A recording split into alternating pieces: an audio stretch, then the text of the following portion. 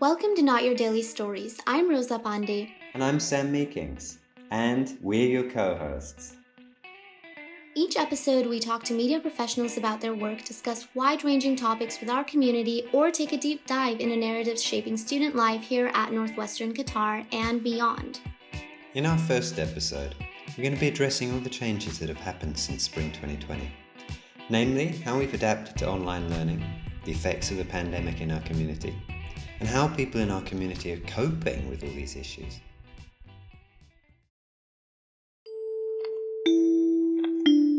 I'm really missing people. I'm really missing the day-to-day interactions and interruptions and surprises that are just inherent in being in social settings, being in classrooms. I feel like because of the entire summer vacation, I've become quite docile. I'm also very nervous about how if I will be able to have a proper college experience. So, here at Northwestern University in Qatar, we are 2 weeks into fall 2020. Before the semester began, we asked our community members in Education City about challenges they faced last semester and anxieties they have about fall.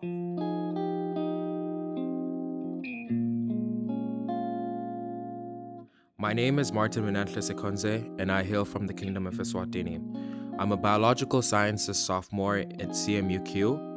I feel like the main challenge that I had last semester was transitioning into online learning. I'm Kelly Wilson. I'm the Writing Center Administrator at Northwestern Qatar, and I teach 2 sections of first-year writing. Perhaps the biggest challenges for me in the spring had to do with technology.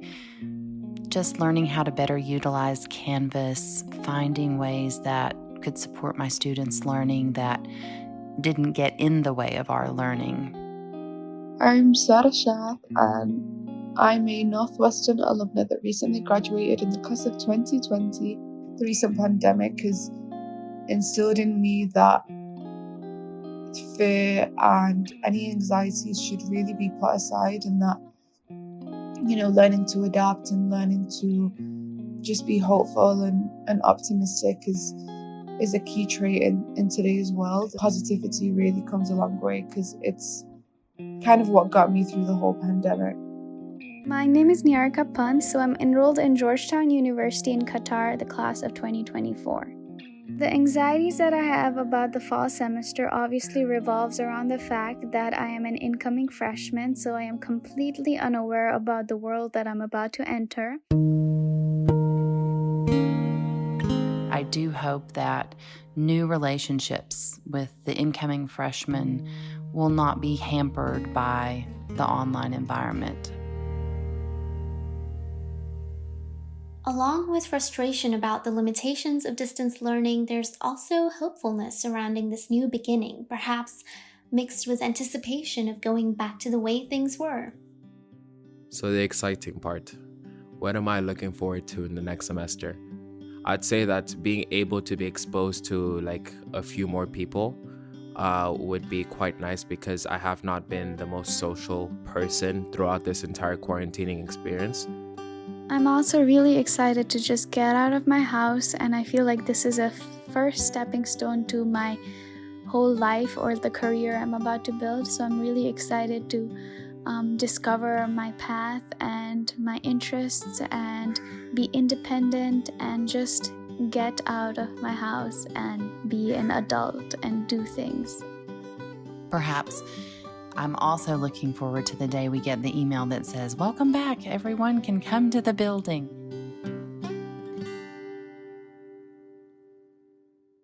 Last spring, when schools went remote, it symbolized this great shift, almost like an experiment in remote learning on a really massive scale, which brought unforeseeable challenges, not just on the macro level of society, but also on smaller individual levels. For Professor Greg Topo, who teaches journalism at Northwestern University in Qatar, things went a bit awry in the middle of his business and economic reporting course in early April. On April 5th or 6th, I got a phone call from the department saying, you need to get on a plane It was a Monday, and I think they bought me a plane ticket for Thursday. And so between Monday and Thursday, I had to sort of pack up everything and give away all my possessions I wasn't going to take with me. It was pretty shocking. I ended up doing a 2-week quarantine at a friend's sort of attic bedroom, and I actually taught a good chunk of my business writing course from that bedroom. Very surreal. It was a strange new reality. He was supposed to be in Doha, certainly until the end of the spring semester, and see students graduate, but suddenly he wasn't. He was in his friend's attic bedroom in Maryland, teaching his students, mostly in Qatar, online. I had not really given much thought to what it was going to be like to teach an online course. And of course, I think I probably had the same experience as just about everybody, which was, good morning, here we are in Zoom. Pretty much everybody's camera was off.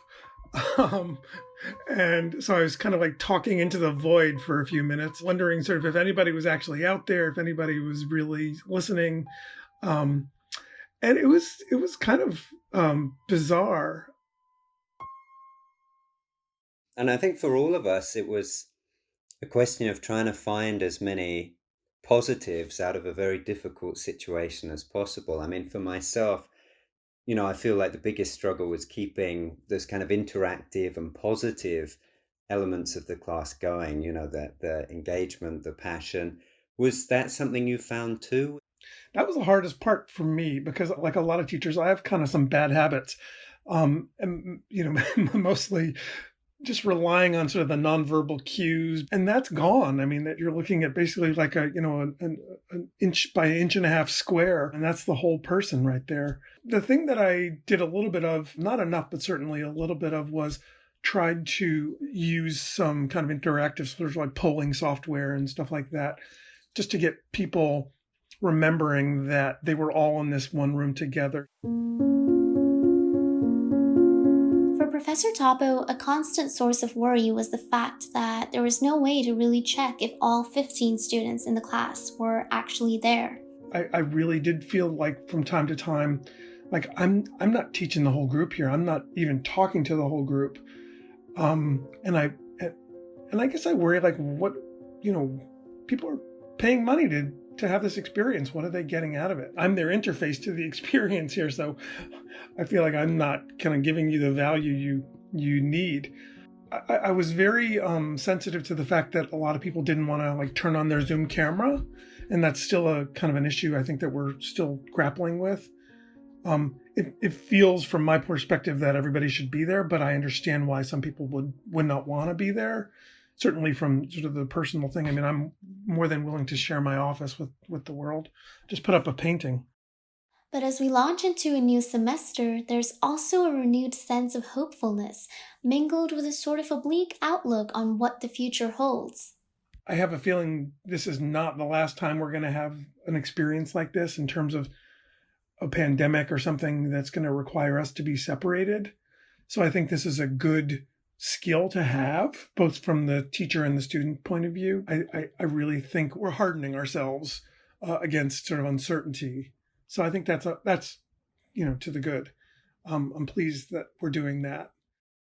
So last spring and this past summer, when people logged into a new online reality that, for all they knew, could last for the foreseeable future, it felt in a way like a moment of reckoning.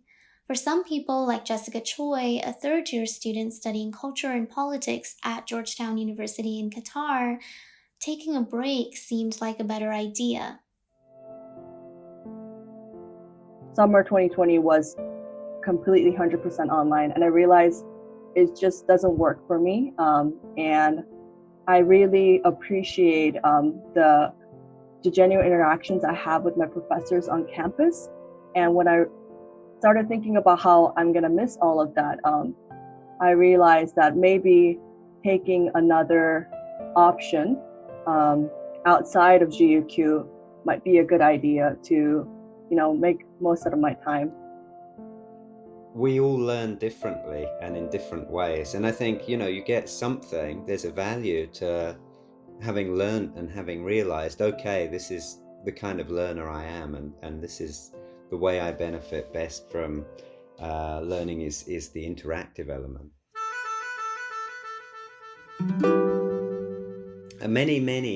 Many years ago, I took a gap year rather than a gap semester, though I did it after finishing my undergrad degree. And it gave me time to focus on the question of what I wanted to do next. In fact, I spent the year in China. Many people use gap years or gap semesters to go backpacking, to work abroad, to travel. A lot of these options are really difficult at the moment. So how are you planning to spend your gap semester? That's actually an interesting question because for me, the case is a bit different because I've spent most of my life living abroad. And it's the first time that I can spend almost an entire year, except for the first couple months of 2020 in this country, my home country, which wasn't an option for me for 12 years of my life. And as I was spending my time here, late spring and in summer, I realized I wanted to find ways to reconnect with my country as well. Korea is a strange place for me, my home country, but I'm also quite foreign to it. I think being in my home country is actually a more refreshing experience for me than traveling anywhere. So yeah, I would say that is also one big motivation why I decided to take a gap semester. That makes sense. I mean, the professor in me wants to call this kind of self-directed learning. Instead of attending courses, you're going out there and setting your own curriculum, if you like, of the things you want to learn more and discover about. I mean, in the language, the slightly cliched language of gap years and gap semesters, we'd also call that finding yourself, that kind of, and it's like cliche, but it is also a kind of useful phrase, isn't it? That kind of journey of discovery and learning more about roots, about heritage, about place and identity. Yeah, definitely. So I think it gave me opportunities to think about things that I would have taken for granted. But when I was forced to come back here and then reflecting on some of these questions that were very personal to me, I think that gave me an opportunity to kind of explore the area that I've just kind of shied away from for most of my times back in Qatar. I realized I was looking at the course list right before I sent an email to my dean about taking a gap semester, and the classes at Georgetown are great, but all of the classes are revolving around the Gulf, history of American history, all of these things that I learned back in high school, or I can only learn in the Middle East. But it's just I don't know, it just felt so disconnected and arbitrary for me when I'm imagining that I'm sitting here in Korea listening to classes about the Gulf and America on Zoom while I am physically in Korea questioning my roots, and exploring my identity. When the virus had started raging in places like the United States, graduating seniors at the time found themselves at a challenging crossroads. A couple of months ago, I had talked to my friend Innocent Rohamia, who is now a civil engineering graduate from Northwestern University class of 2020. As an international student from Kigali, Rwanda, and a graduating senior at the time, he said he found himself in a limbo. I think it was during the spring quarter. It was my last quarter. And one of the challenges was I had to worry about school, trying to finish strong, get my degree. At the same time worry about my family and friends back home because, the whole pandemic thing. That was one. And also I was just in the process of finding a job. I was job hunting, but then it was pretty hard because a lot of companies had started to lay off their employees. Some of them had actually started, pulling out from, looking for new employees or recruited. I remember I was almost going to get a job with the company called HR Green. Everything was going well.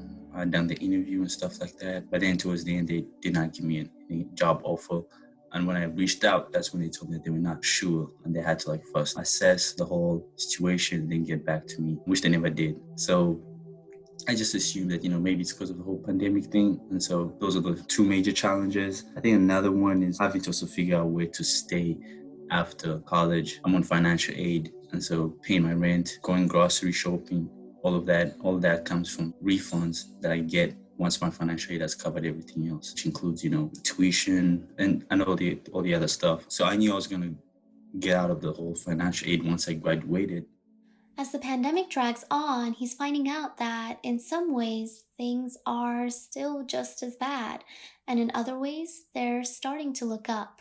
I was trying to figure out if I don't actually get a job within a couple of months after graduating, then I'll have to start saving to prepare myself when I don't actually get a job and I still have to pay rent and stuff like that. Yeah, so I'd say even though things have been, pretty challenging with, finding a job, trying to figure out where to stay, once our lease ends, because our lease ends the end of this month. The transition has been pretty hectic and trying to figure out what are the next steps. But one thing that I do that I'm lucky about is I live with two roommates, pretty nice guys. We've been hanging around a lot. We've given each other emotional support.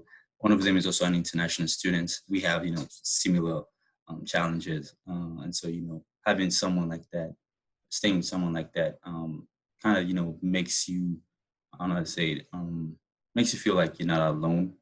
So we hang out a lot. We also have FIFA 2020.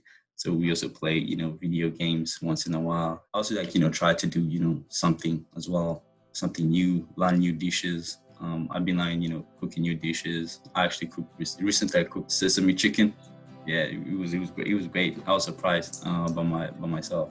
So it was it was a teamwork thing. Roommates. So we just decided to just go on the internet, find a recipe with sesame chicken, and then we made sesame chicken. So it was great. So I'd say if I compare the situation right now and back, I'd say things are starting to be a little bit clear. My OPT, optional practical training, it's like a work authorization for international students, arrived. So I have until around mid-November to find a job. So I still have enough time, about 2 months. I'm getting all these interviews, callbacks, networking is going great. So I'm kind of hopeful.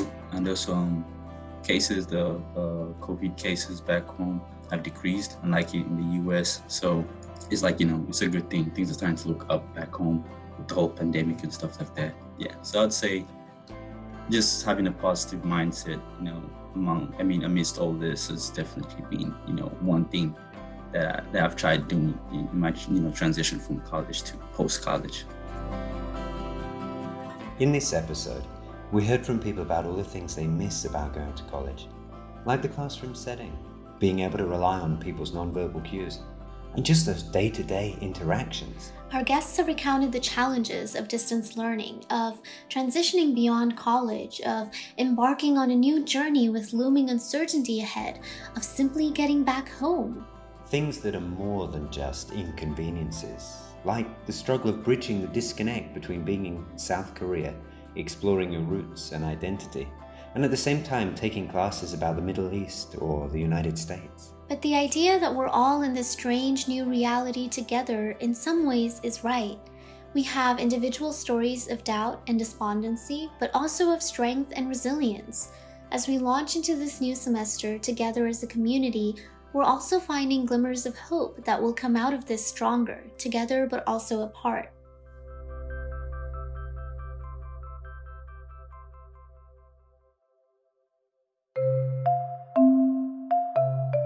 This episode was produced by Rosa Pandey, co-hosted by Rosa Pandey and Sam Meekings, with editing by Syed Ali Ahsan and graphics and artwork by Ahmed Jassim.